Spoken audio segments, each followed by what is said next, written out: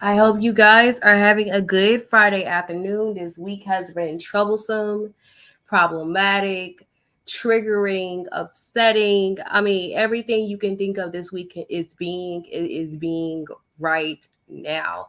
I hope you guys are okay. I hope everybody is well. I know not everybody is well. I know some people are still fighting for their life. Um, but I come in here and hopefully I could be a light in darkness for you. um I'm hoping to get your mind off of things that's going around, but I have to always talk about the things that's going around. So welcome. My name is Lady. That's not the name my mama gave me, okay? It's Lady Tiffany. My mom named me Tiffany, but I go by Lady. As you guys know, I host a podcast called These Walls Are Thin, and this after show to These Walls Are Thin. I come on here to go deeper into um what is happening in the world.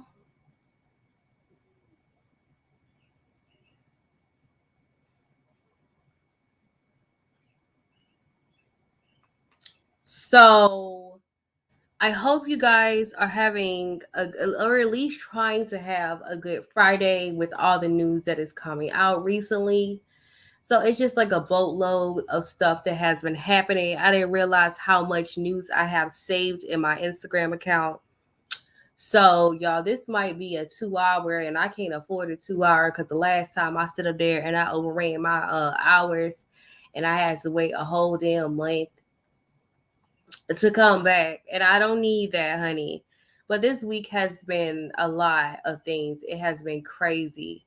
So I hope you guys are having a lovely day with all that's considered. So I want to start this podcast off, not my podcast. I want to start this live off. I'm gonna be straight up honest with you. I'm gonna start this live off on the things that's happening in reality, and I want to end on some Kardashian bullshit because I guess they think we're supposed to give a damn with all this crazy shit happening in the world about what's going on with them. And then I'm gonna give my synopsis. I have not finished part one of season four, but I'm in the first three episodes. I'm on episode three, and I'm triggered already. But before we talk about that, let's talk about what has been happening lately. There has been a lot of things happening in the news, and it just seemed like the days before the tragedy that struck Texas, there has already been so many things that has been happening. So I want to talk about this case, which happened 3 days ago.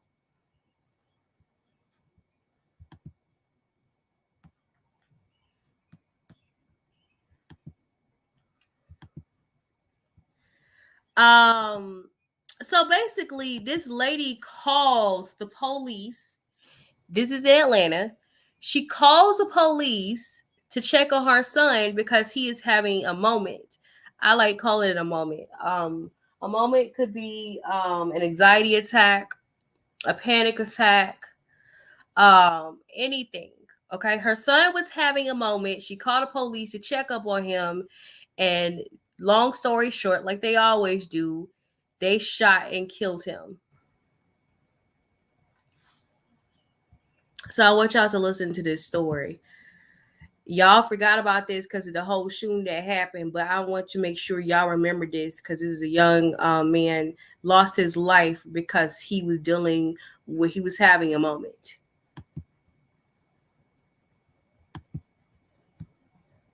I don't want to see another mother that's out there struggling. And the worst fear is being killed by a cop. Nigel's mom says she called Atlanta police just hours before he was shot and killed. She says her son has mental health issues and was not doing well on Wednesday. She says she called 911 to get him taken to a mental health facility. My biggest fear when I got on the phone with them, I said he's an African American male. Please make sure whoever shows up is trained and knowledgeable. So when they deal with my son, I don't have to worry about my son being killed. Nigel's mom says she waited almost 2 hours for help and tried to keep her son at his apartment. He left out. Not even 30, 45 minutes later, he on the news. Witnesses who were inside the restaurant when the shots were fired say the whole thing was terrifying. I don't want to see another mother that's out there struggling. So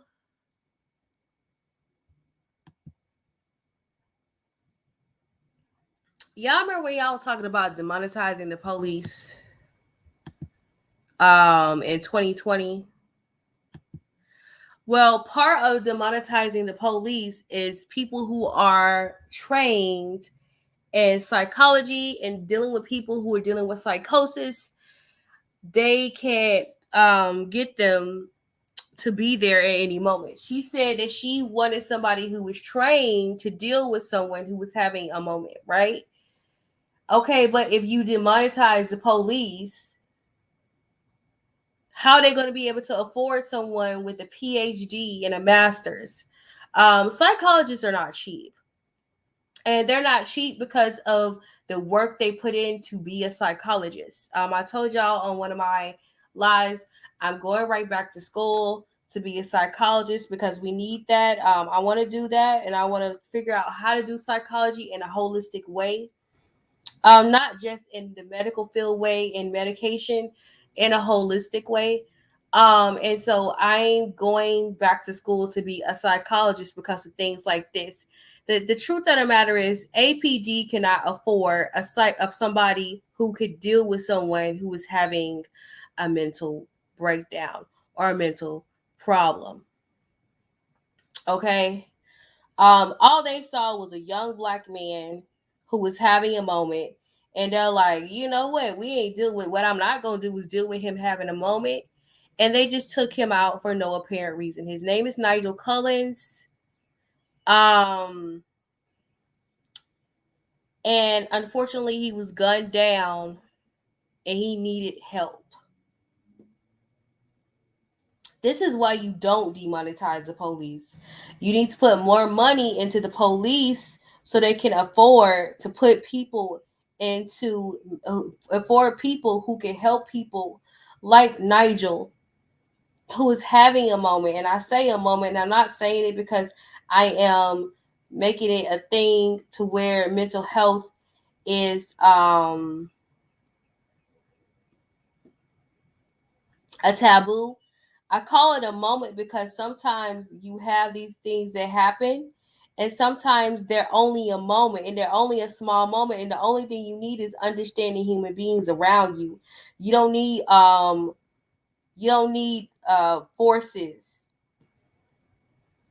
violent forces dealing with this. And they sent out people with guns ablazing. And that's unfortunate for this young man that this happened to him. So please keep Nigel Collins in your thoughts and prayers, his family in your thoughts and prayers. We still got a whole lot of work to do.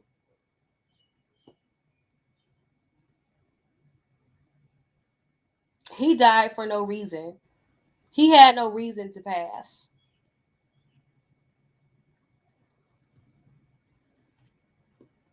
He just needed to get to a mental health facility because he was having a moment. He did not need to be gunned down.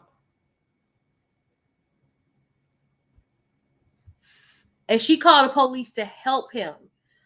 But ma'am, here's another thing. And it's not her fault that the police might be getting demonetized. It's not her fault. Okay? But this is why you don't tell them to stop funding the police. You need to fund the police so they can be able to afford somebody that's on staff that can deal with someone who is having a moment. So I really am deeply sorry for your loss to the Cullens. I'm deeply sorry for your loss. I can't believe this is still. I mean, I know it's still happening, and it's happening every day, and we don't notice it anymore because it happens so often. But this is unfortunate with all that marching everybody did during a damn pandemic, and people are still doing this shit. and Black Lives Matter had a damn nerve to be sitting up there spending all that damn money, acting like there has been laws passed to fix this. There has not been any laws passed to make sure this does not happen. This is still an issue. This is still a problem. And this young man was gunned down for no apparent reason.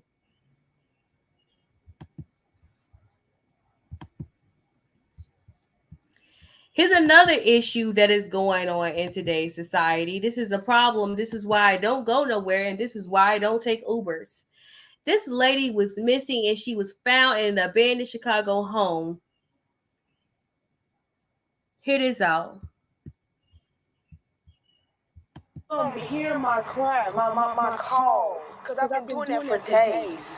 This 36-year-old woman, who we are keeping anonymous, says she was walking to a neighborhood store early last week when she ran into a man who she's talked to before. And I ended up bumping into him, and he was like, come here for a minute. That's when the woman says the unthinkable happened. He just grabbed me, and I'm trying to fight him, but can't fight him. From there, the woman says the man took her into this abandoned house in the 119th block of South Eggleston. He raped me twice. Then he sat up there, he left me up in there handcuffed and chained. The woman says the man, who she thinks is in his 60s, took her to the basement and then dragged her to the attic. Ankle chained up, handcuffed, just in there, just bounded. Days after crying out for help, on Saturday night around 5:30, as I got closer, I'm hearing boom, boom, boom, help. Just hear my cry, my call, because I've been doing that for days. This 36-year-old woman, who we are... And that's what made me call the police. Once he heard the cries for help, Hands Around the Hundreds community activist Antoine Dobine, also known as D-Ice, went live on Facebook. I just located a girl inside this house. The police say she chained up. Before police arrived on the scene, Antoine says he saw a man come from the vacant house. He's got on a blue jean corduroy jacket. I don't know what type of pants. I'm gonna say he's about 5'8", 5'7". After police rescued the woman from the house, she went to a local hospital to be checked out. She says she is filled with gratitude to Antoine for stepping in. He could have ignored me, but he heard me, and he helped me. I'm just blessed. I'm truly blessed. In the aftermath of what's happened, people who grew up in this neighborhood questioned what could be inside the other abandoned properties nearby, and hope good can come from this tragic incident. Let's open the abandoned homes. Let's walk. And that's what made me call the police. Once he heard the cries for help, let's do a search. Let's lock it back up. Just make sure everything is okay. Antoine is asking for money to help turn the deserted properties into resources for the community. Returning citizens from incarceration need a place to stay. Our mental health people need a place to stay to get back on their feet. As for the woman rescued from the house, she says she is grateful to be alive and doesn't want what's happened to her to happen to anyone else. I believe that he will strike again. So, I want him caught. At last check with police, no offenders were in custody. Reporting live outside of the area to Police Center on the far south side, I'm Jewel Hillary, WGN News. Let's do a search. Let's lock it back up. Just make sure everything is okay. Antoine is asking for money to help turn the deserted... Yeah! I started to walk down. Give me a minute. Hold on.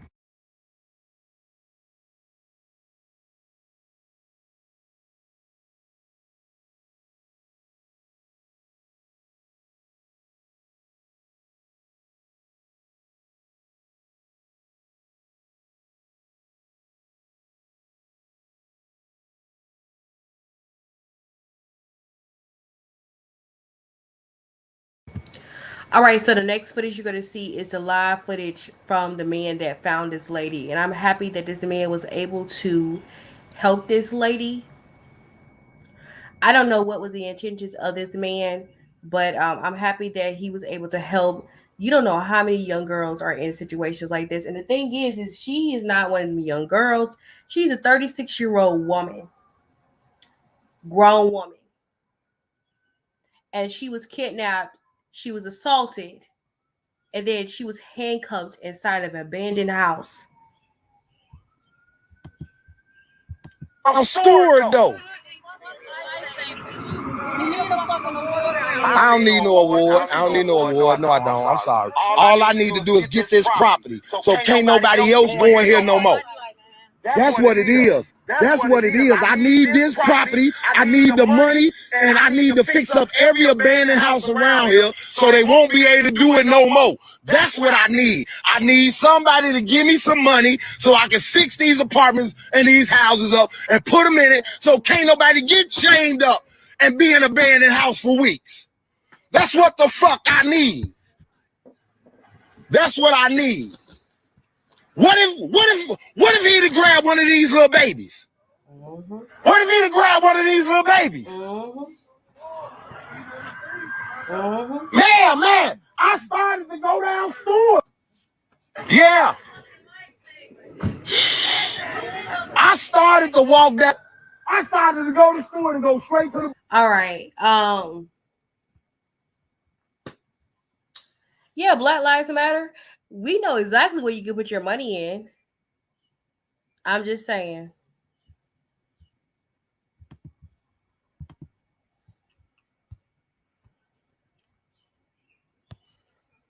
I'm going to say this for last because I need y'all to have some laughs. Girl, they trying to kill us.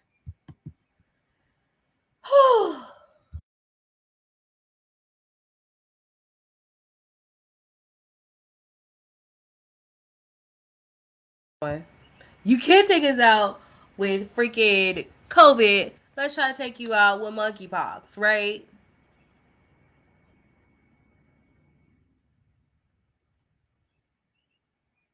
All right, so according to ballalert.com, the CDC is shutting down alarming reports that the monkeypox is an STD and encouraging people to be mindful of possible private area rashes seen in patients. Monkeypox has officially hit the United States and naturally panic has ensued. The CDC is now warning Americans about the virus being mistaken for a sexually transmitted disease. In most known cases of monkeypox, rashes usually appear first on the hand. However, health officials reported that in current cases, rashes have been appearing around the genitals or the anus. Girl. Dr. John Brooks, a medical epidemiologist at the CDC Division of HIV and AIDS Prevention, also wants physicians to be knowledgeable about the disease so that people are not being misdiagnosed. One doctor diagnosed monkeypox as a very severe herpes case. What? Give me a minute. Hold on.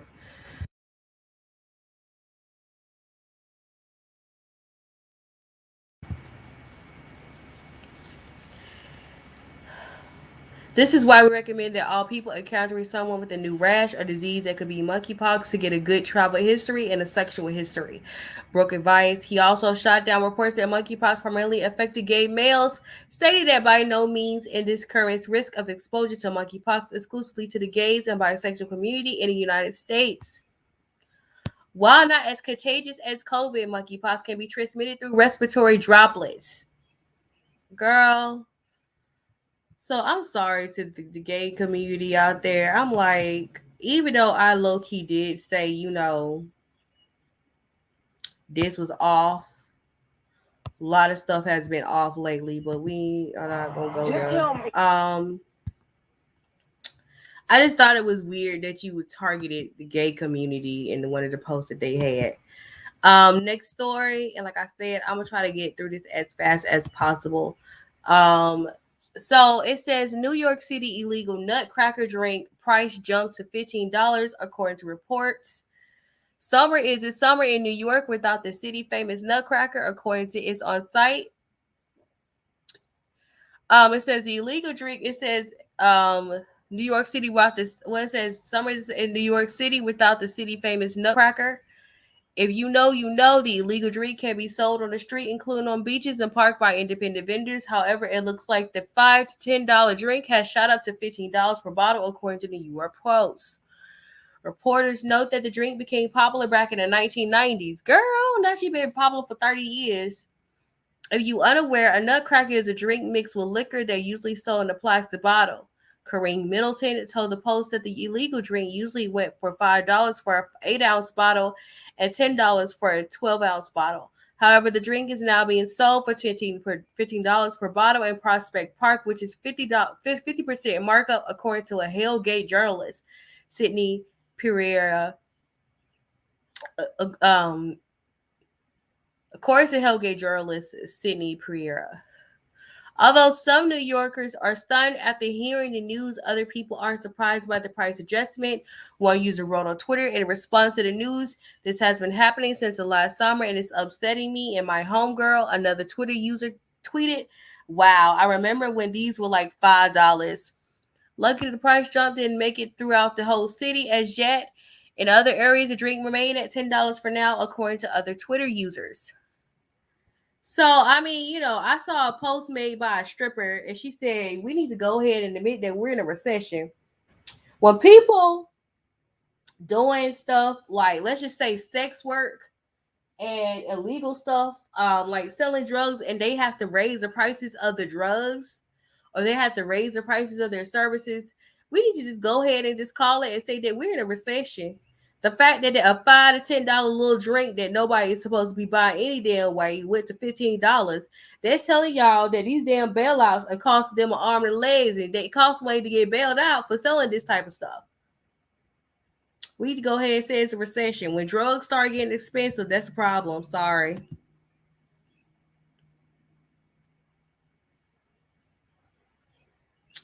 All right.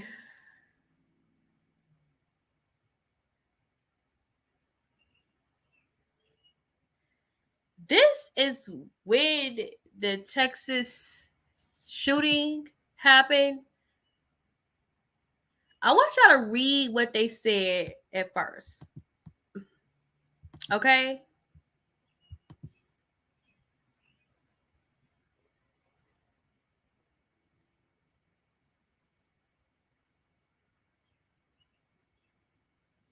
They said the suspect is said to be a male in his 40s and is now in custody.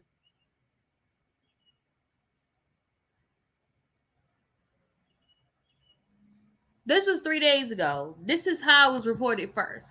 Virgos, I don't need y'all to hear my personal message. I was just briefed by the Texas Rangers. It went from 3 to 14. I want you to hear the report. Like I said, always pay attention to the report in the first 5 seconds of their reporting. 18 children have passed on, and 3 adults. What I was just told about 20 minutes ago is that the grandmother is still holding on that she was airlifted to San Antonio. And so these are it's a very tragic event, as you can imagine. I can't imagine what it would mean to send your child off to school in the morning and not have them return. It's devastating. So, Senator, just to be clear here, I understand you're hearing that the grandmother may still be alive, but for the children who did go to school in the 2nd, 3rd, and 4th grades, as we understand it at Robb Elementary, we understood 14 of them were killed in this horrific shooting, and you're saying that number's now gone up to 18 in the school. That is correct. As of a briefing that I just had with the Texas Rangers, that is correct. I was just briefed by the Texas Rangers. 18. The shooter was Salvador Roma, an 18-year-old male who resided in Uvalde. All right, let's go back to the first post. Okay, the first post, of course, was made by the same people who reposted it. So it was a neighborhood talk. This is the first post. The suspect is said to be a male in his 40s.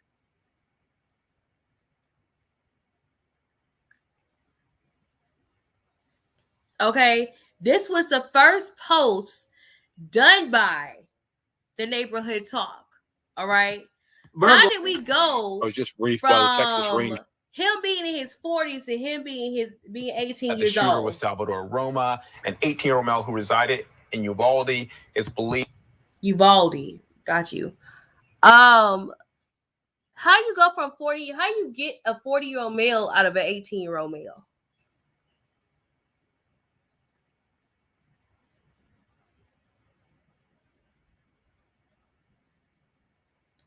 This is that stuff that happens when something goes down. I always tell people when it first breaks, the thing is, I did not know it was going to become something so big because when I saved this, and normally I don't initially get the first reports, when I saved this,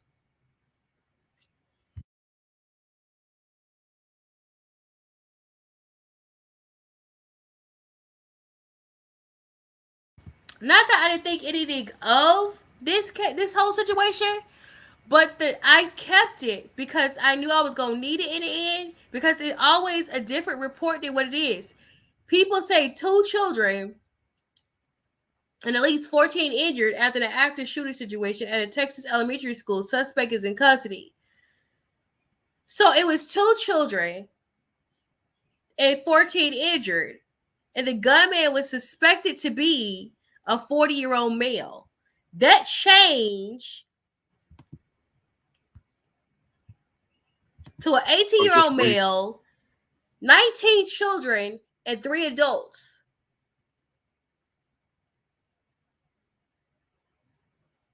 And the male is 18-year-old. That the shooter was Salvador Roma.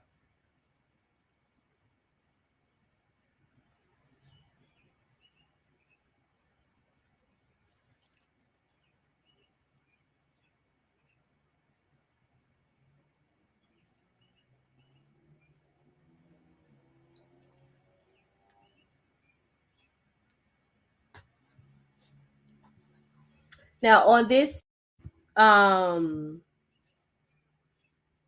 my live, I don't talk about what I'm thinking and how I'm thinking right now, but I'm just trying to figure out how it went from a 40-year-old male, and the number is still rising because the reason why they cannot identify the children is because the kids were shot in the face. So this psychopath shot little children in the face, and they cannot be identified. So the number might be past 18. I was just briefed by the tech. Okay. And I will keep you posted. I'm not talking about this. Not that I'm not talking about this, but I want to talk. I am going to talk about this in like a separate live or something like that.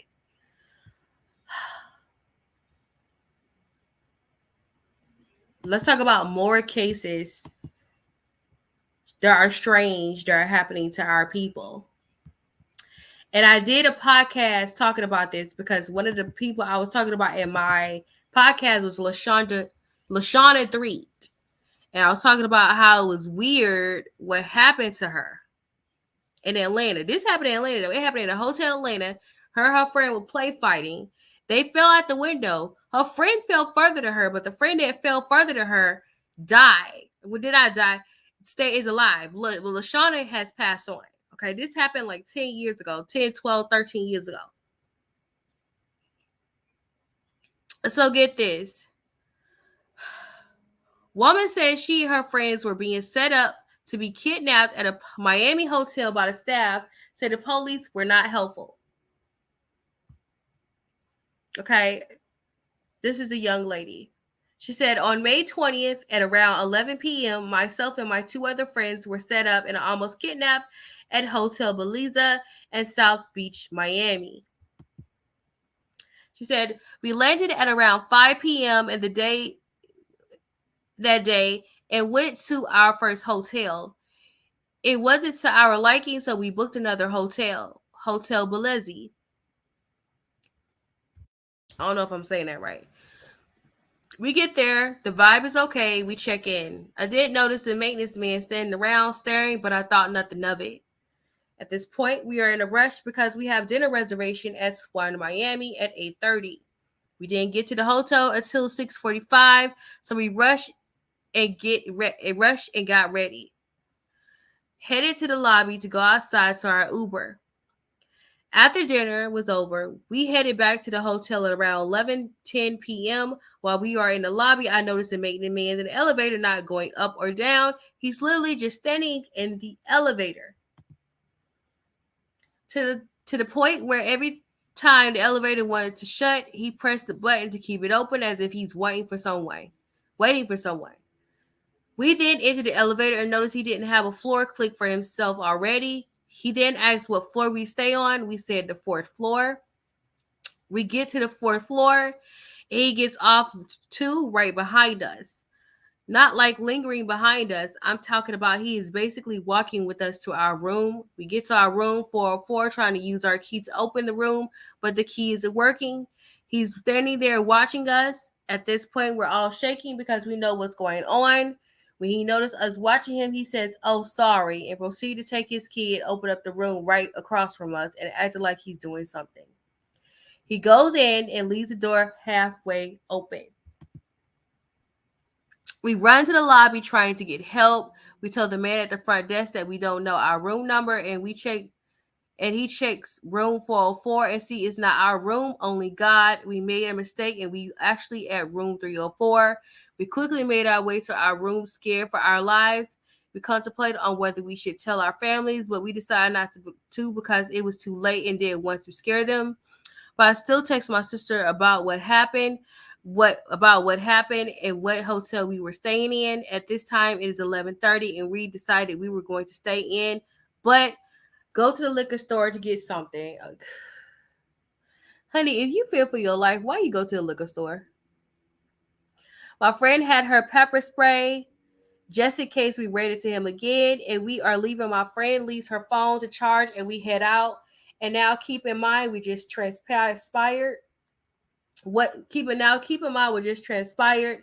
I'm the last one to leave the hotel room. Now I'm paranoid. Okay. I took extra precaution to make sure that I shut the door. I even pushed my friend's suitcase back to make sure that the suitcase wasn't in the way of me shutting the door. We headed out at 11:48 and get to the liquor store. And in all about 15 minutes, we are back to the hotel. We are still scared from looking at every corner, every door, every exit. We get on the elevator and get to the 3rd floor and walk toward our room. My friend turned around and says our door is wide open. We run for our lives down those flight of stairs and out of the hotel and call Miami police. Tell them we are in danger to meet us down the block at a different hotel. This time is now 12 a.m. I FaceTime my sister to tell her what happened, and she said Miami police from Jersey. They said they'll be there to help us. Not until an hour and a half, the police call us back and says, where are you guys? And we are up here in your room.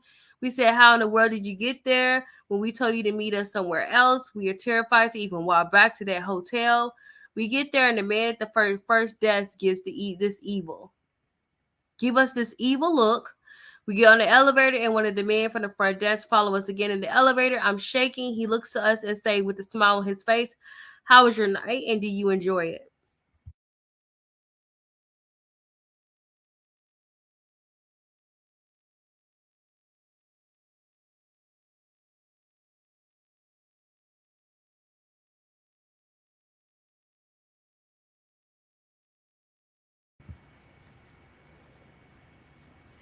We didn't respond. We get off at the 3rd floor and he follows right behind us. I'm the last one, meaning he's right behind us. Under his breath, he says, room 304. I said, excuse me? He said, room 304. In my head, I think, yeah, we are about to get set up. We walk to our room. The police is there. We asked them, how did they find our room? She said they found the door slightly cracked open, stuck on the suitcase. They asked to look around if anything is missing. Nothing is missing. Of course, the officer then tried to give us a million different scenarios of how our room was left open.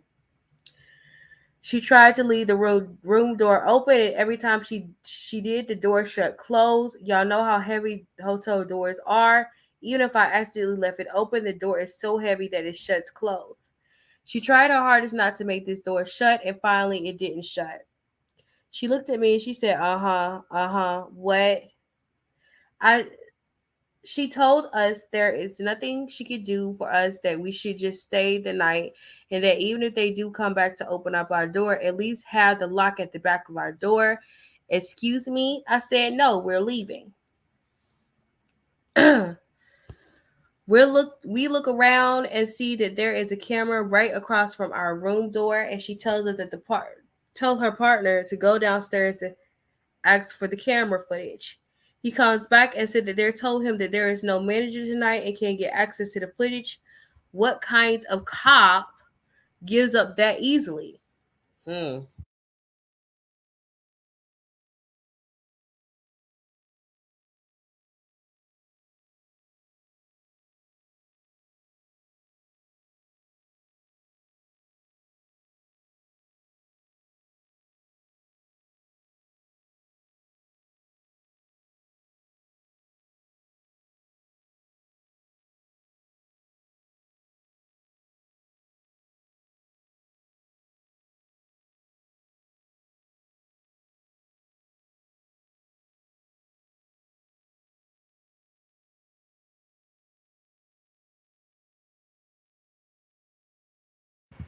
Excuse me for my pause, but I'm like coughing and sneezing at the same time. This is not the first time I heard somebody tell a story about hotels.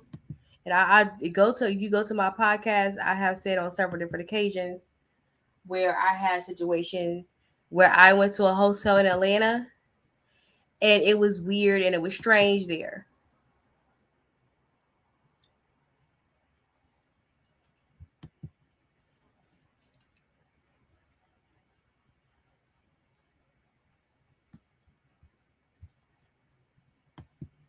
This is real. And I told y'all the sex industry is suffering, right? The sex industry, I'm talking about, and the sex industry is wide. You know, you have the legal, which is a strip club, and then you have the illegal, which is sex trafficking. Okay. And old girl said we're in a recession because I guess things ain't popping off in the strip club, right? So best believe sex trafficking is suffering as well.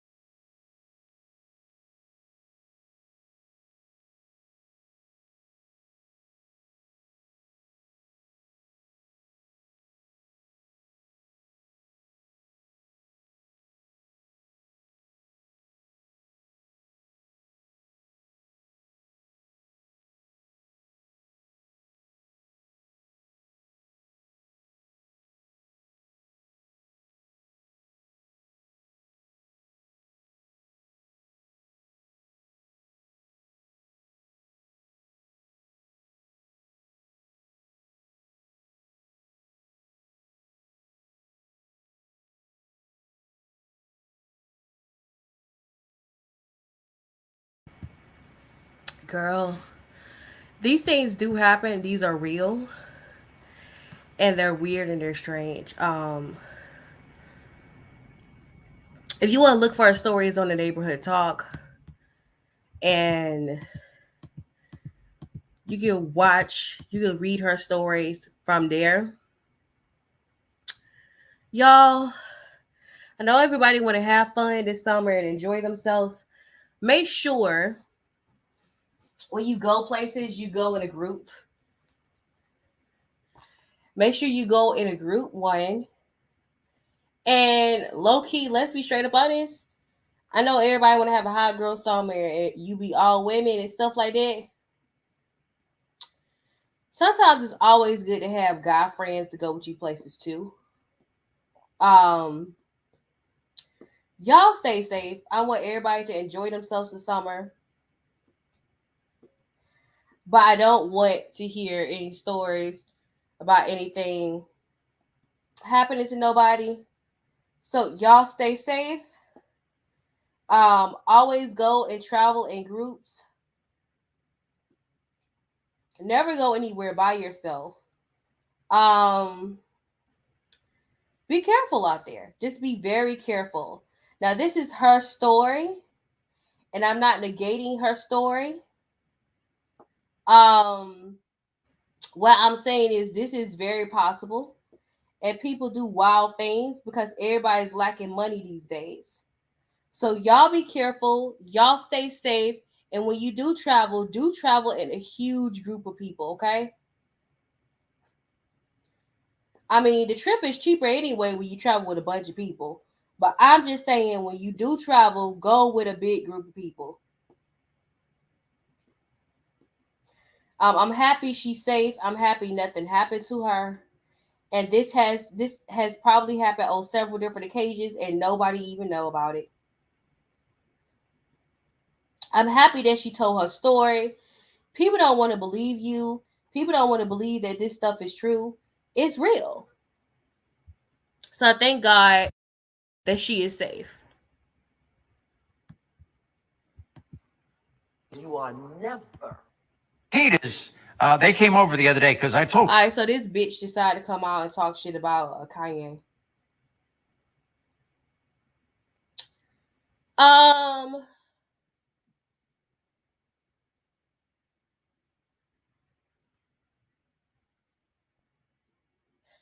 Let's listen to what she got to say, honey, because I guess she feel like it's irrelevant. Oh, Kim, I haven't even met him yet. So she brought him over, and we spent a couple hours here at the house together. And very different than what she would normally date. But Kimberly has been through a lot with the guys she's been with, you know, especially Kanye. I'm a very complicated guy. I really like Kanye. I got along with him so well. Two of us did great together. And even when I transitioned, he was so on my side and, you know, loving it. But he was very difficult to live with. And Pete is 180 degrees the other direction. I mean, first of all, he treats her so well. And when they were over here, Kim is so happy.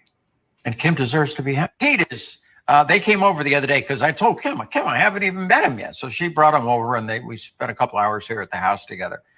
And very different than what she would normally date. But Kimberly has been. She's had a hard time. I wonder what's the nuance that you're trying to make, Caitlin. That's all I have to say. I don't understand how you transition into a woman and you not for transgender rights. Okay, cool, whatever.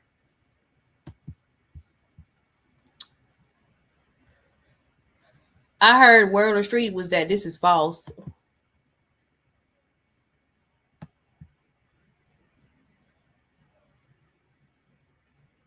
They said this was false.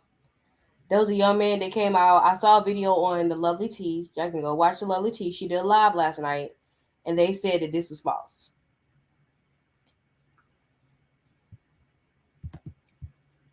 Does this sound familiar to you? I'm not entertaining this. Like, I got some other stuff I want to talk about real quick. All right. Please let us talk. I want y'all to hear this. Please let us talk. For 27 years, I lived in a prison. It was not 20 years. I lived in a prison of lies and shame. Lying to protect the Lowe family. For years, I thought I was a horrible person having suicidal thoughts, not realizing what had been truly done to me. That I was a victim, and I would still be in a prison if my brother, and many of you know him, Edgar Wolf, had not approached me just 2 weeks ago with what he had seen as a teenager that bothered him all these years. His pastor in bed with his younger sister, a t-shirt and underwear on. People knew but were too afraid to come forward, and they have now. The lies and the manipulation have to stop. I was a prisoner and you kept me in your prison. I'm a prisoner no longer. I was just 16 when you took my virginity on your office floor. Do you remember that? I know you do, and I have plenty of other stories that I could bring to your remembrance. You do. All right, I don't want to play the whole thing because I don't want to get copyright. But it's the passing it off as adultery for me. So you passed off sexually assaulting someone as adultery? Really? That's a whole new, just like you're doing the devil's work, but you in God's house, right? This don't make no sense. And so it was his birthday last Monday? All right. So y'all know that Uvalde shooter, one of the people he shot was his grandmother. This is what his grandfather had to say. And so it was his birthday last Monday? Turned 18? Yeah, on the 16th. 16th or something. Yeah, last week I think it was birthday. Yeah. My wife took him to Applebee's to eat supper or dinner or whatever. It's a shame. Did you know that he bought those weapons? No. Like I said, I don't like weapons. I cannot be around weapons. Because you have a record. Yeah. And it's illegal for you to actually be around. That's right. I cannot be around guns. I hate when I see all the news. So get this, catch it. You gotta catch the tea when someone's spilling it. Grandpappy just said he cannot be around weapons. So this little fucker didn't even care about endangering his grandfather going to jail.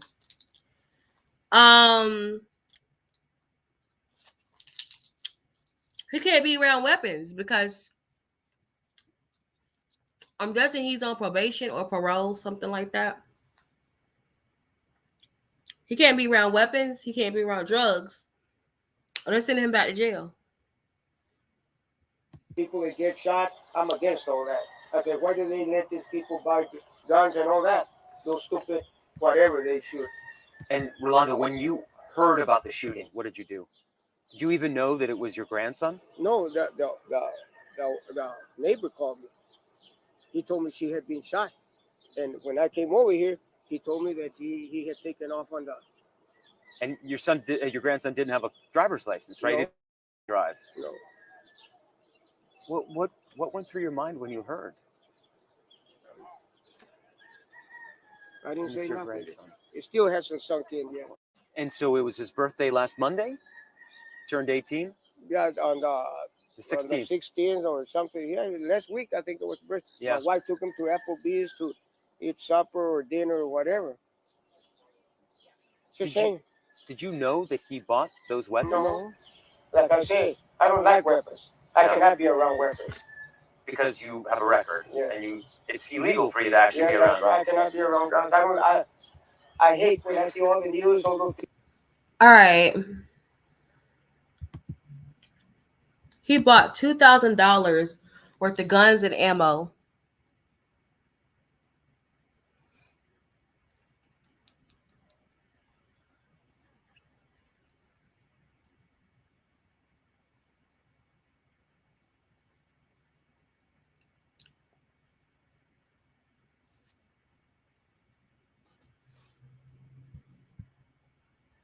Wow. What is retrograde? Do you know what it means? You know, that could be one of the reasons why everything hitting the ceiling right now. So we're going to hear from his mother. Well, she said this, but I don't have a video from his mother. So they said that Ramos' mother said that he was not a violent person, according to the neighborhood talk. It said Adriana Reyes. So her 18-year-old son, Salvador Ramos, often kept to himself, but they weren't on bad terms. He was shot dead after shooting left 19 children and two teachers dead and his grandmother in hospital.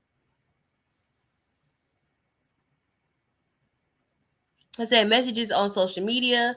The attack was planned. His grandmother was reportedly shot in the face. I already talked about this.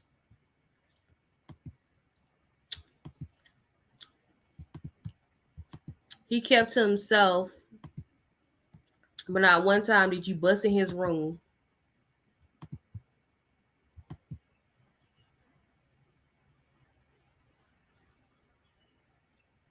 I don't think they gave him enough.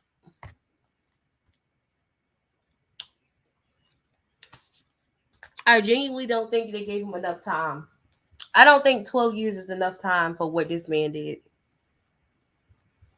I did a podcast on him. If you want to know what he did, I did a podcast on him. Go to These Walls Are Thin. Let me tell you.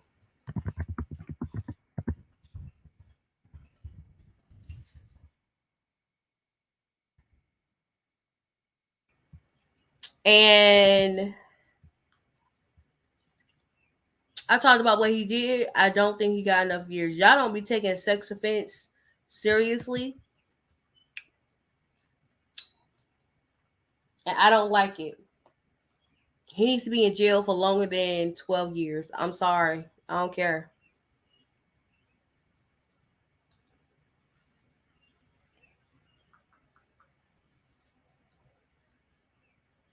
I'm gonna be straight up honest with you. When my mom was talking about the show and she was telling me about the show, I was like, "There's something messed up and perverted that has to be going on with this family."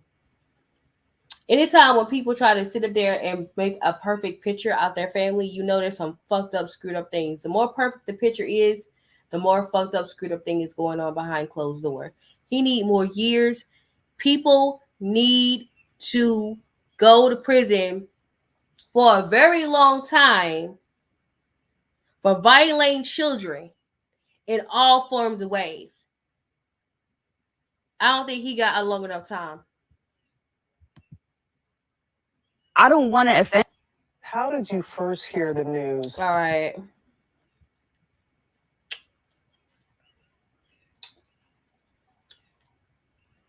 This part of me being triggered. So I'm gonna bring this up when I talk about the whole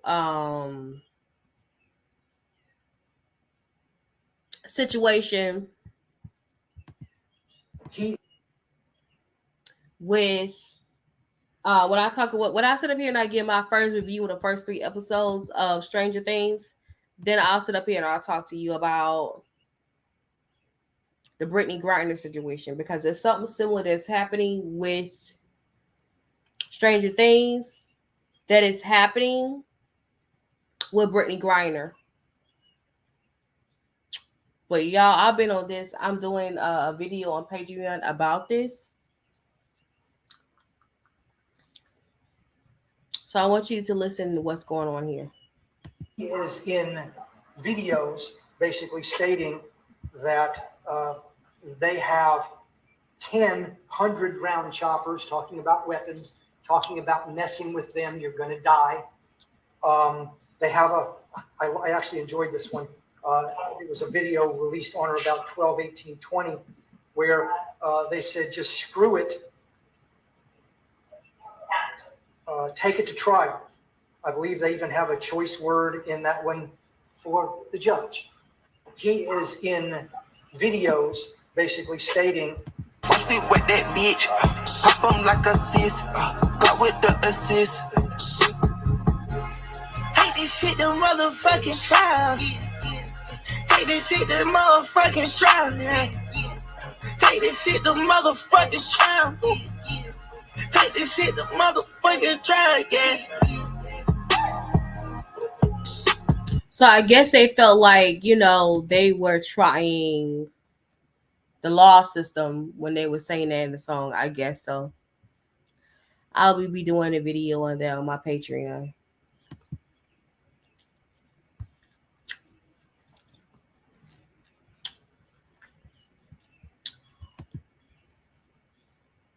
a false narrative was being pressed. Now Candace is back to her old ways. All right, we were all rooting for you when you were over here dragging Black Lives Matter for using their money for their black asses, but not other black asses. But now you done totally called this wrong. This is what this heifer tweeted. She said, an adult man that wants to dress up like a female is a glaring symbol of mental disease. A society driven by cowardice prevents this topic from being discussed honestly and openly. All of our children are at risk because we refuse to acknowledge and instead encourage mental illness. What drives an 18-year-old to murder innocent children? I do not know. But judging by the photos of him cross-dressing, we can assume there were plenty of signs that he was mentally disturbed and abused by adults in his life. Societal cowardice ignored those plenty of times. Now, she has a point, but using this guy as a point was wrong because that's not the whole story. She said, I'm a mother. If you think that's calling me transphobic is going to prevent me from protecting my children from harmful society lies and the predators that perpetrate them, then you must have no idea what a mother is capable of.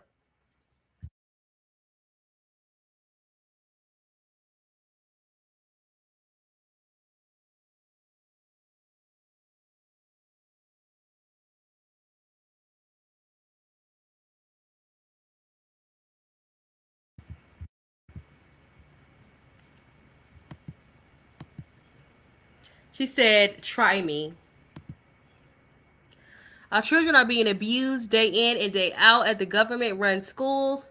We have government that allow children to be sexually abused and groomed by teachers and doctors, but give them your gun. That's a fake solution offered while they ignore this. Everybody is always in search of a root cause after an unspeakable tragedy taking place when the root cause is all around us. And she has a picture of a transgender man being pregnant.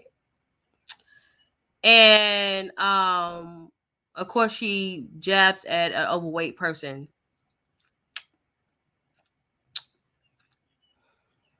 I'll be honest, overweight shawty is not healthy. Okay, I'm just saying, but yoga may be the reason why she is healthy. Okay, all right, we can't. All right. So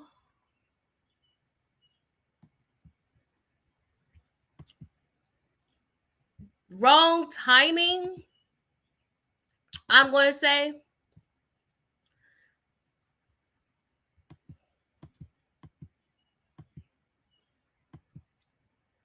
Let me see if there's any more. Okay, there's not any more. I say wrong timing. For you to use this as a way to come at the LGBTQ community is kind of stupid. It still has not been confirmed or denied if this young man was transgender. And a matter of fact, this guy was a bully and he wasn't being bullied. He was a bully. Okay? And he would try to pick fights with everybody in the school. So long story short, he was a bullying psychopath.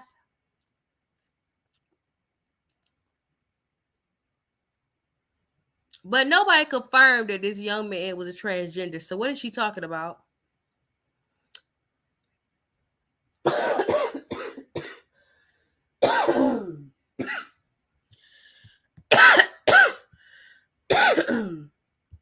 And don't get me wrong,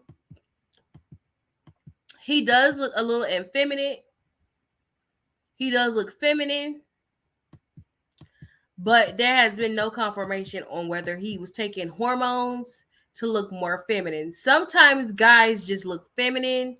So now you're attacking this young man's look, and there's no need for that. You got to know the whole story. You can't just assume you know the whole story just because you feel like a young man looks feminine, that he is transgender. Okay?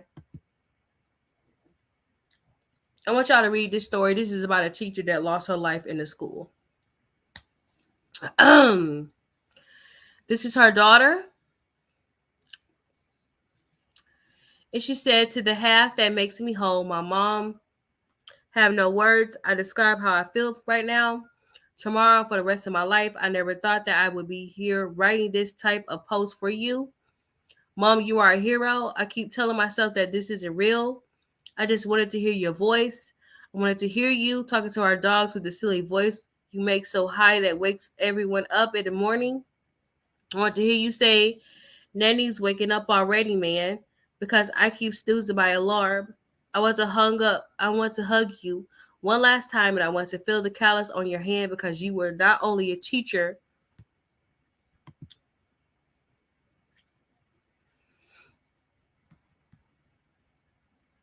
by day, but the most hardworking CrossFitter in the afternoon.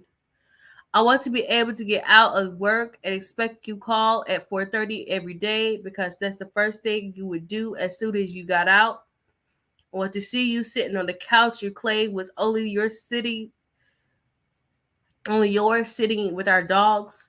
I want to see your TikToks and say them over and over until Dad gets tired. So, in this story as well, if I'm not mistaken, I don't know if it's the same woman. Let me make sure I get that information correct, because there is one situation where one of the teachers that was lost her husband was having cardiac arrest.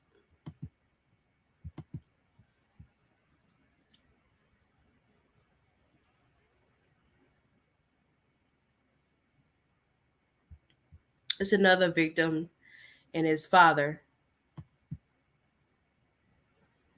Her father. The baby girl was the victim. The dad was her dad.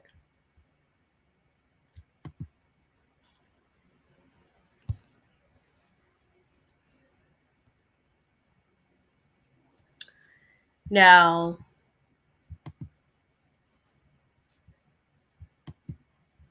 I don't know. I don't know if I want to go too sad about there.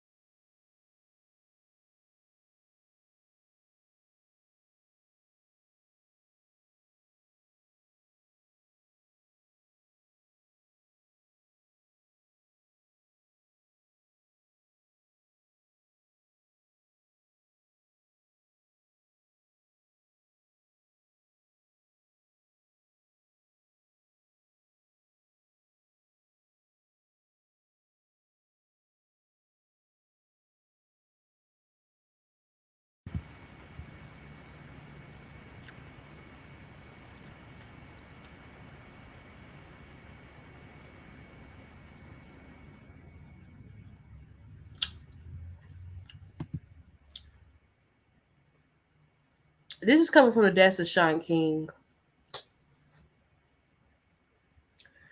I don't know how true it is, but this is what Sean King had to say. He said, family, and make sure y'all can hear me.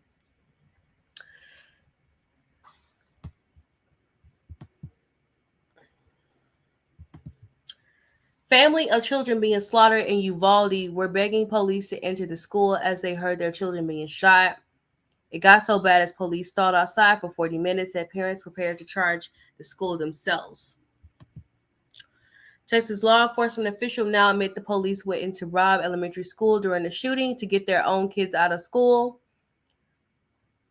I kid you not, they went and got their own kids out and then 91 minutes to stop shooter.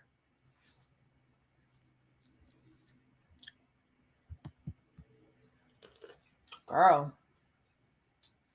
So y'all gotta be careful what you ask for. That's what happened. This is what defunding the police look like. Now, of course, you're gonna take care of your own before you take care of everybody else's. Because they don't pay you enough.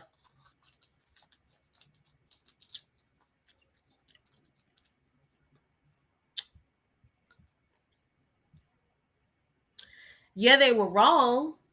But once again, y'all want to defund them and y'all want to pay them what they deserve.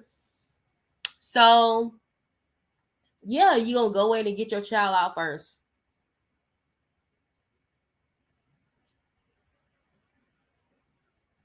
It's sad we live in a world like this, though, where you don't consider other people's kids. That's fucked up.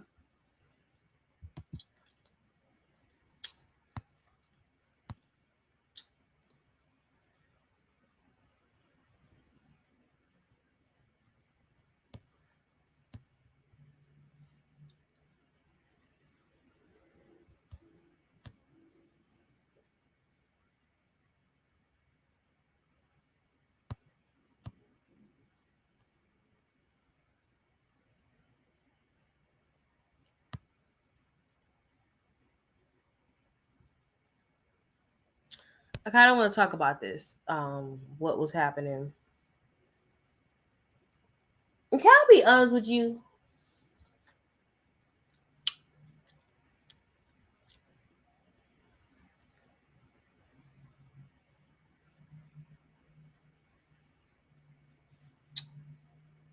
If it's just one guy that's a shooter, and those cops went inside, couldn't y'all all just take that one guy down? This story is just not adding up. The 1 and the 2 ain't adding up. So I'm gonna give y'all the time lapse of what happened this week. This is from the neighborhood talker. Said 11:27 exterior door where the shooter entered is popped open by a teacher. 11:28 suspect vehicle crashes into a ditch near the school. What the hell? 11:28 the teacher runs to room 132 to retrieve a phone and runs back to the door. The door is left open. 11:28 the two men at a funeral home hearing the crash and move toward the scene. They see a man exit the passenger side of the car with the gun in the backpack. They start running back, after which the shooter fires at them but misses. 11:29 teacher panics and goes back into the school, apparently to call 911. 11:30 call to 911 reported a crash and a man with a gun. Upon hearing the report, the school resource officers immediately raced toward the school. 11:31 suspect reached last row vehicle in the school parking lot. Hiding behind a vehicle, he fires at the building. 11:31 the school resource officer drives past the suspect and goes to the back of the school, approaches someone he believes is a suspect, but is actually a teacher. So I'm guessing this is the 40-year-old man they thought was the shooter. 11:32 more shots are fired toward the school. 11:33 the suspect entered the school. 11:33 the suspect begins shooting in room 1111 and 112. More than 100 rounds are fired. Can we talk about the numbers real quick? 11:33 room 111 and 112.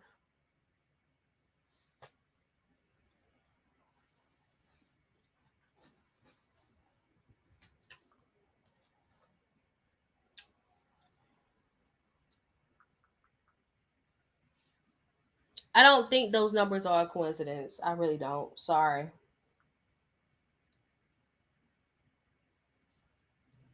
$11:35.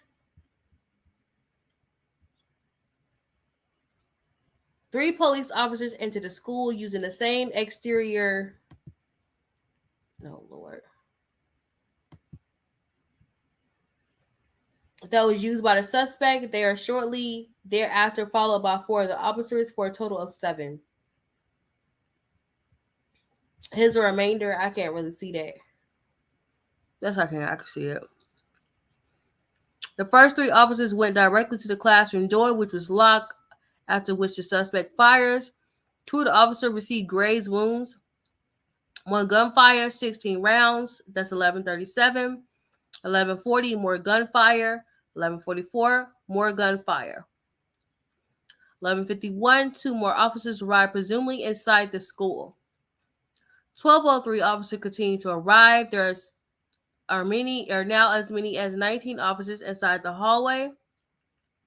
12:03, a woman calls a line 911. I'm sorry, and wishes that she's in a room 112. The call lasts 1 minute and 22 seconds. 12:10, the same woman calls 911.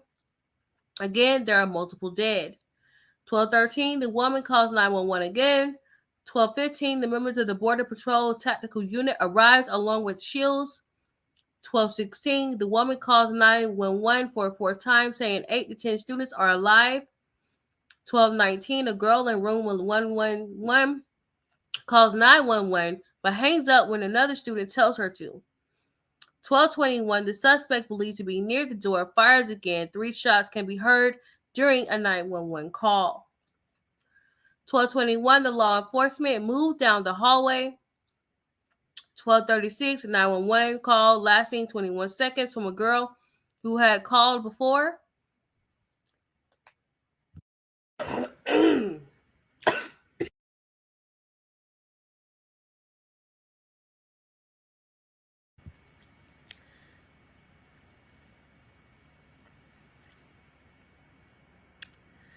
The dispatcher tells her to stay online and be very quiet. The girl said the suspect fired at the door. 12:43 to 12:51, the same girl calls 911, asking to please send the police now. At 12:46, she says she can hear the police next door. 12:50, officers breach the door using keys from the janitor because the doors were locked. The suspect is shot and killed.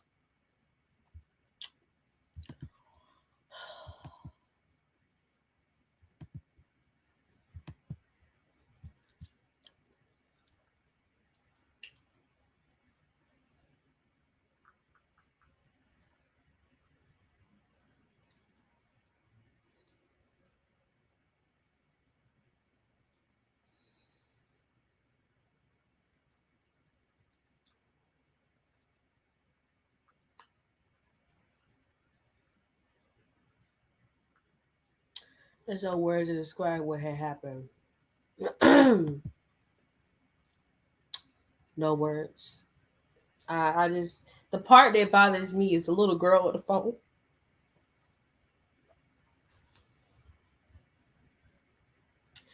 That for me as a person, and if I was a dispatcher, that would break my heart.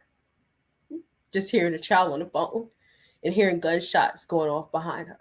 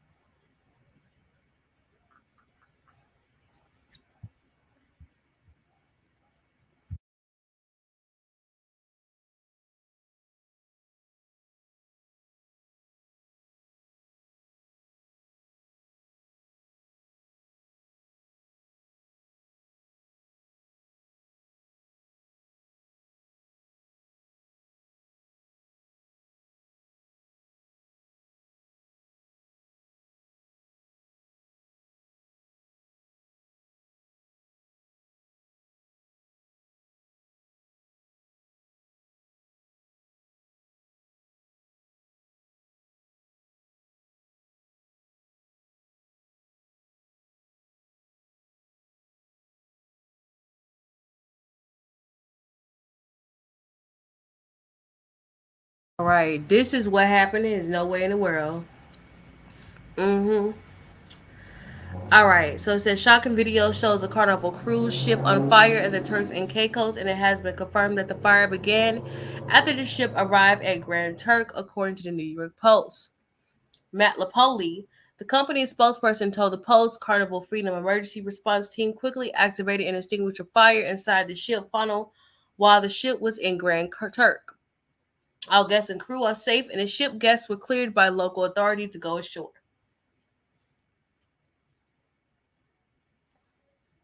Luckily, no one was injured, and the ship was evacuated amid the fire. It's unclear how the fire began.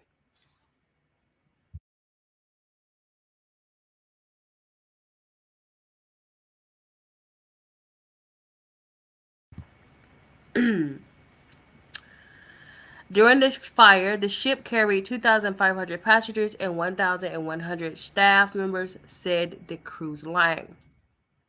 A passenger, Jenny Fleming, noted that she was drinking coffee on the balcony with her mom around 7:30 a.m. She told Florida Today that the people were on another cruise ship told them about the fire. She noted, "Mom runs inside and calls 911, and we were apparently the first to report it.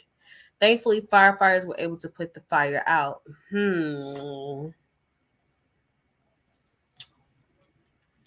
So she was the first person to report the fire, huh? All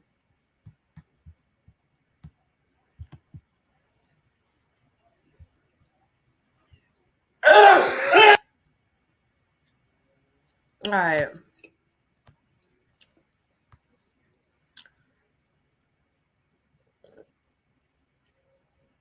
I don't know if you guys know this, but Ray Liotta passed also. Ray Liotta passed yesterday. And as soon as they announced that Ray Liotta passed, this news broke as well.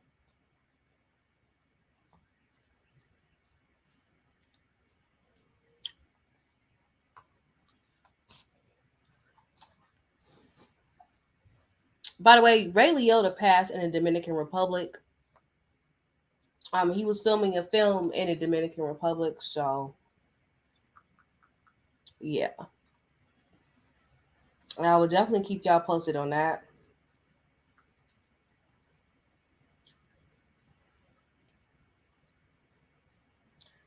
And I agree. I'm looking at the comment section.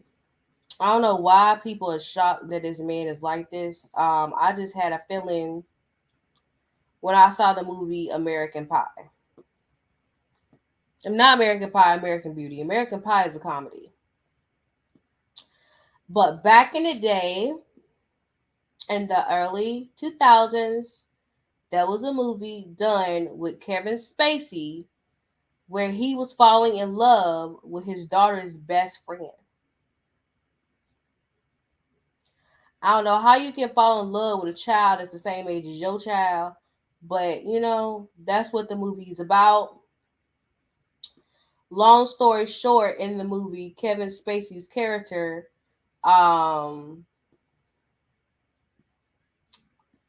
took care of himself.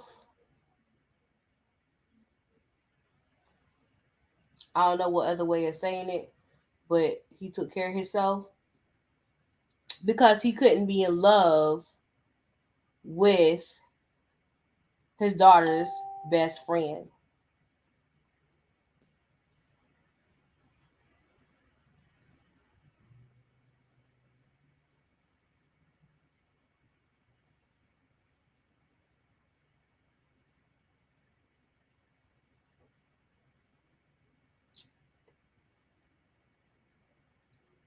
Is this art imitating life or no?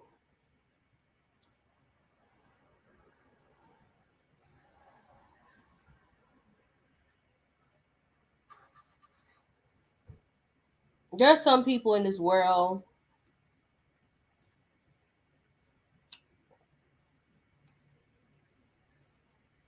who are sick, and they've been telling you for 20 years, because the movie came out back when I was 10, 11 years old. American Beauty is an old movie. But here's this. Read this part. He's charged with sexually assaulting 3 men in the United Kingdom. Ain't that something? I'm not shocked. This man has always came off as creepy to me. I'm not shocked at all. Okay? All right. Now let's get to the silly and the Willie situation. Let's talk about these goofballs.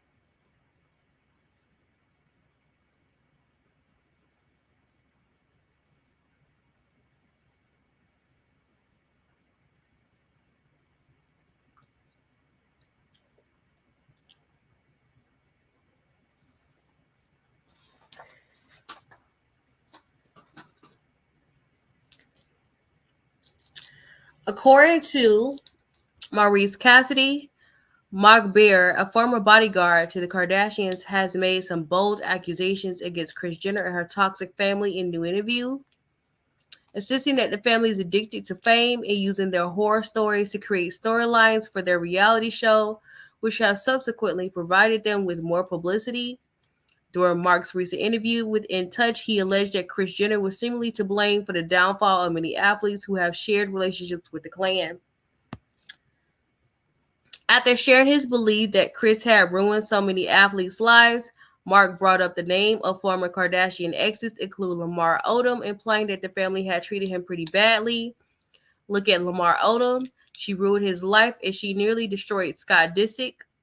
She got to understand that with their family, that if the family goes down, they don't have a story. And that's true. They don't have a story without the men in their life.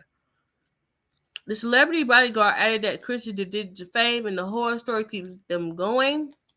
They go after people they use to make them bigger stars.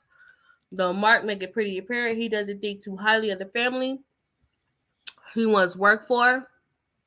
He acknowledged that the only person who never caused havoc was Kourtney because she usually stayed out of the drama, focused more on her business affairs. She always been fine and present herself good, he added. Well, can we talk about that demonic shit they doing on that wedding, honey? Can we talk about the drinking the semen?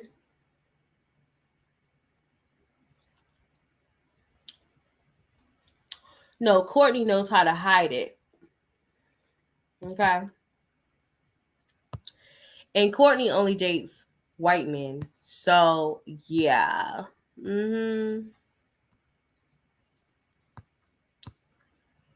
Let's see. Do I have it? Did I save it? No, I didn't.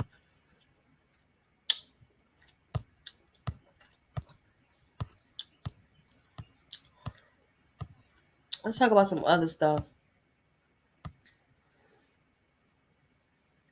I want y'all to hear this. You're in a well-known relationship with Lincoln Trina. Because apparently he broke up with you, right? Yeah, he did break up with me, and everyone thinks I broke up with him. Yeah. I hate bringing this up, and it's something we tried to keep private, but I'm here. I might as well say it. Yeah. We found out we're cousins. Because we're cousins, we had to separate. This feel like a little Addy moment all over. And Lincoln is my cousin.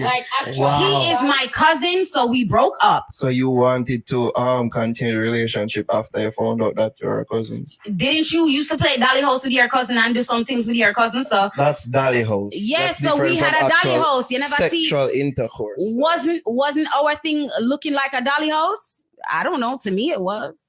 It was other dollies involved. There was always some shit going on.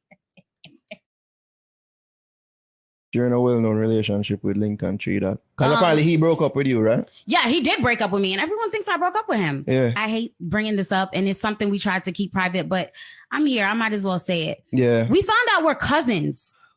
Because we're cousins, we had to separate. This feel like a little Addy moment all over. And Lincoln is my cousin. Wow. He is my cousin, so we broke up. So you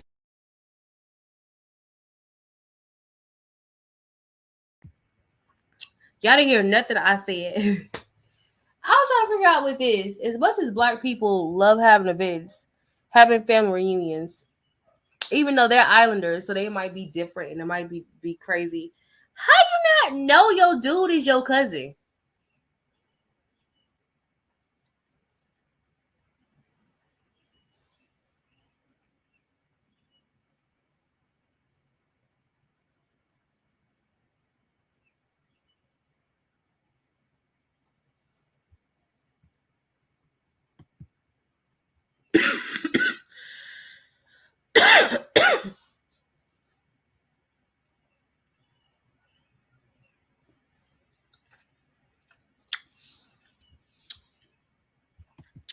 Y'all take DNA tests when y'all dating someone.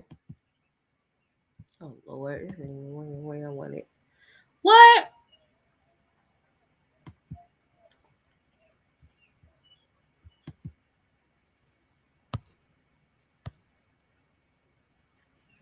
Let's see what else we have.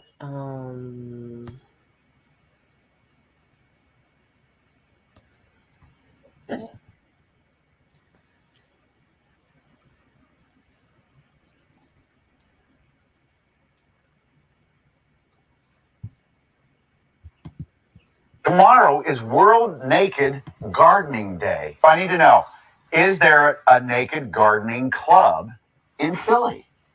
Mike would like to join.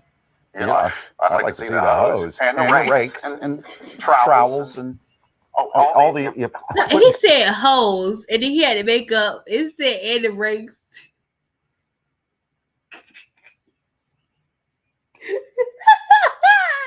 They use.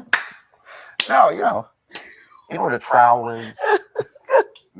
My heart stopped for a second. No. The gardening tools. Exactly. Yeah, that's what. Mulch. Tomorrow is World Naked Gardening Day. I need to know, is there a naked gardening club? Girl, I can't with this guy. I just can't. All right, so let me make my little quick point with Stranger Things, and I kind of did say this was going to be a little long. I didn't have plans on this being long, honey, but it's being long.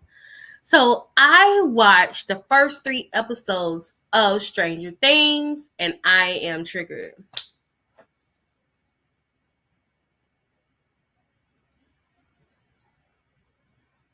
I'm very triggered.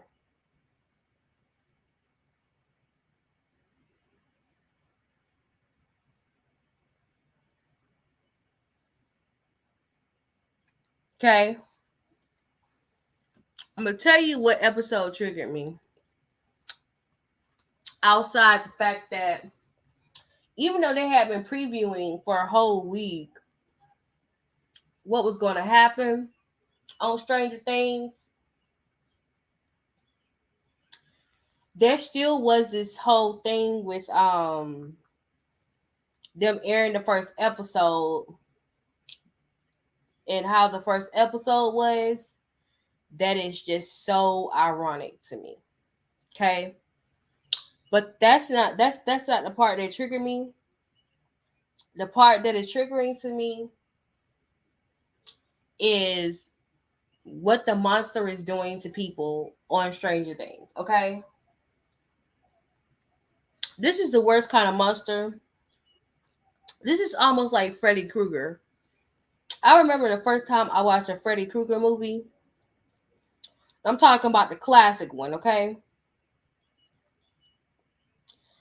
I was so triggered. I did not know what to do.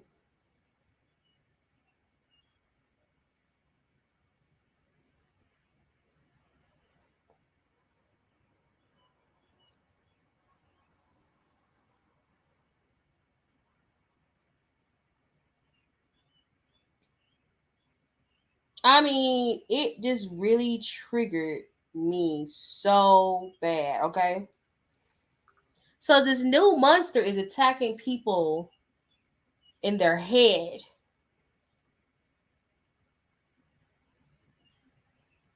Okay? Yes, this monster is in the Upside Down. Okay? So this monster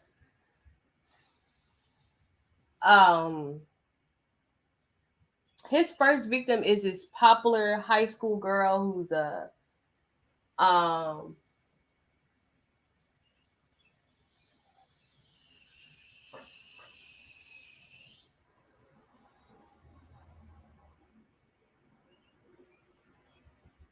who she first starts seeing images of the monster like in the bathroom at school. Okay, she already suffering from some form of anxiety, and I don't know what happened to her mother. I guess her mother had died in the whole incident that happened last year.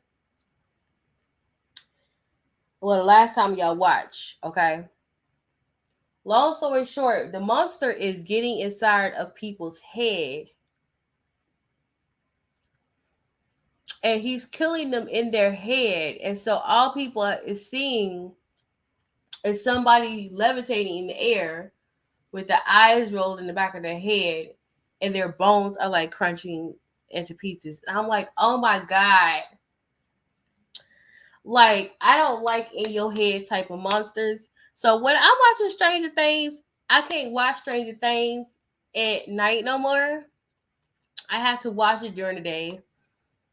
So I'm gonna have to buy my popcorn early in the afternoon. Okay. This is crazy. I want to talk about the things that triggered me.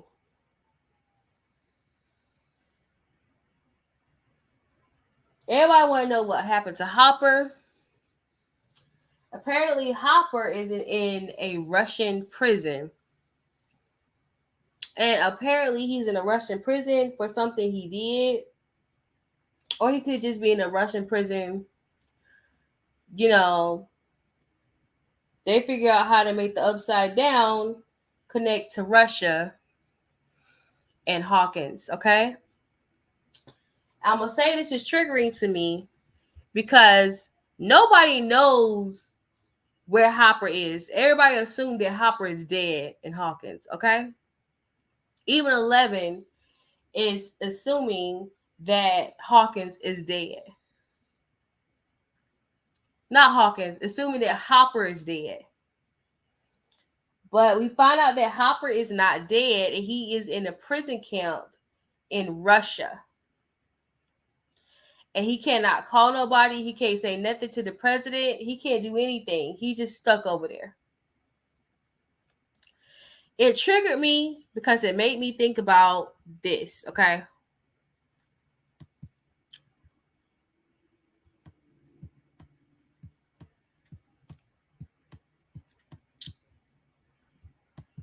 How did you first hear? Hold on.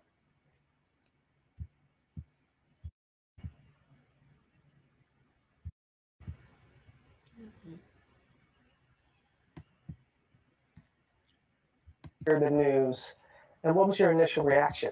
So I first heard the news through Brittany, actually. She started texting me around 2 a.m. that morning. Babe, wake up. They have me in this room. I don't know what's going on. And so I instantly text back, who are they and what room? And she's like, the customs people, they just grabbed me when I was going through and they have me in this room. She sent me a message and said they're about to take my phone, don't text anymore. So I'm like, just call me when you can, you know? And so that was it. How long did it take for you to have communication with her again after that?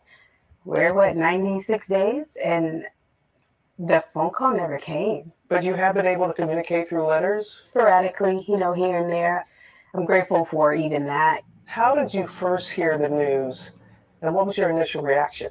So I first heard the news through Brittany, actually. She started texting me around 2 a.m. that morning. Babe. Just in case you guys don't know, okay? Brittany Griner. Now, everybody know about Brittany Griner being in...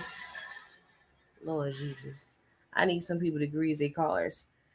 Everybody knows that Brittany Griner is stuck in Russia right now and could possibly be serving a 10-year sentence, okay? But not only it made me think about this is particularly with Russia, right? But it also made me think about this.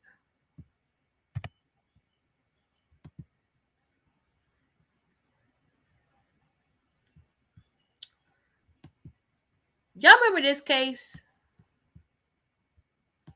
And I talked about it on my podcast. Y'all remember the case with Otto Warmbier?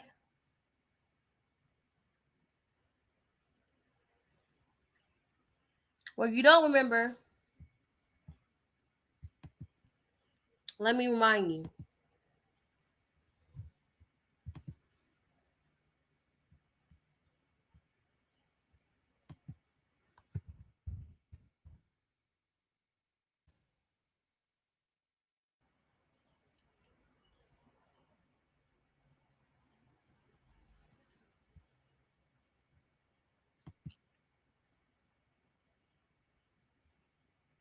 Oh, I didn't get an ad. Ooh.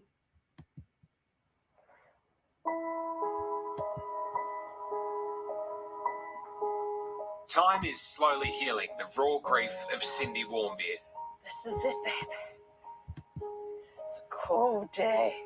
But the gaping hole left in her family will never be filled. We wrote son, brother, and friend, and now it's just him. Everyone.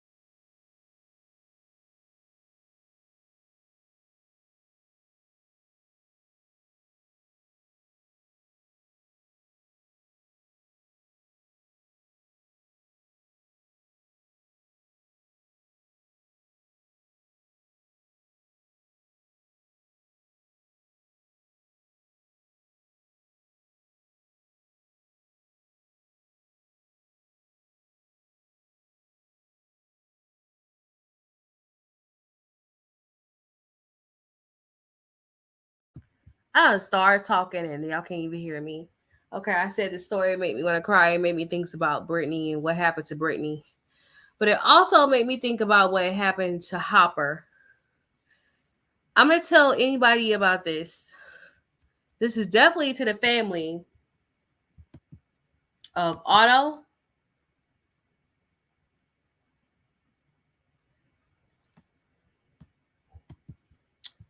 And to the family of Brittany Griner. I would not watch Stranger Things season 4.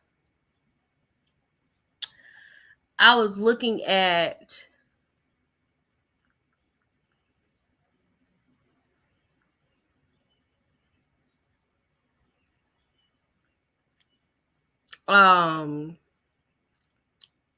it was just triggering to me. Because when I saw what they were doing to him and how they were beating him and how they were treating him, I was like, oh my God, this is making me think about the Otto Warmbier situation. This is making me think about Brittany Griner. It just a lot went through my head when I saw that scene.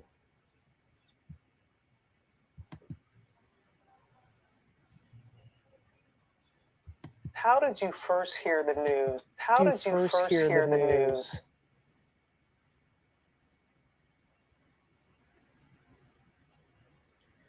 She said she has not spoken to Brittany in 100 days.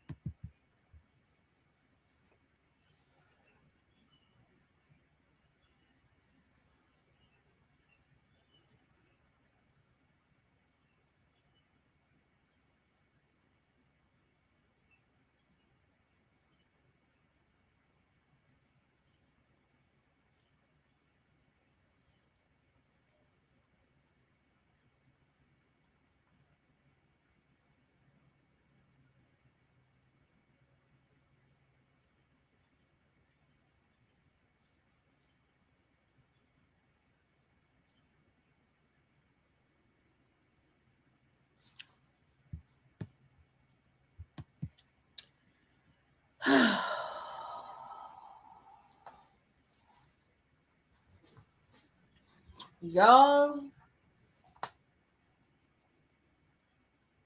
The Monster of the Mind, I feel, is an illustration of mental illness, one.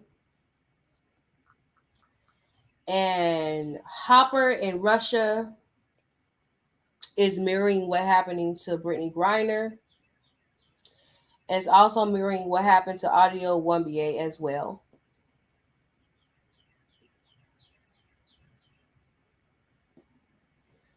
With that being said, I want y'all to be mindful.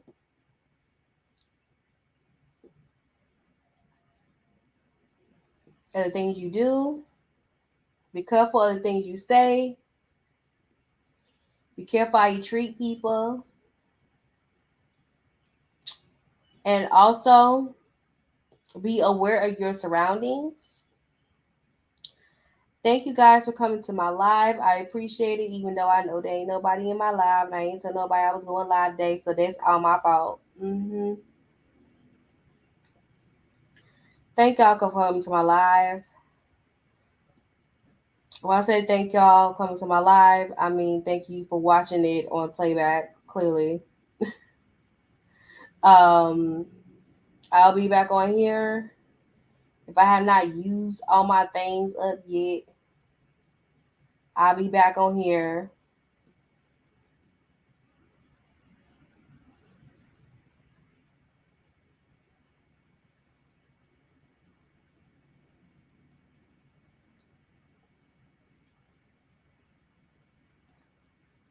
On Monday, because I'm not doing my podcast on Monday. Because Monday is going to be Memorial Day.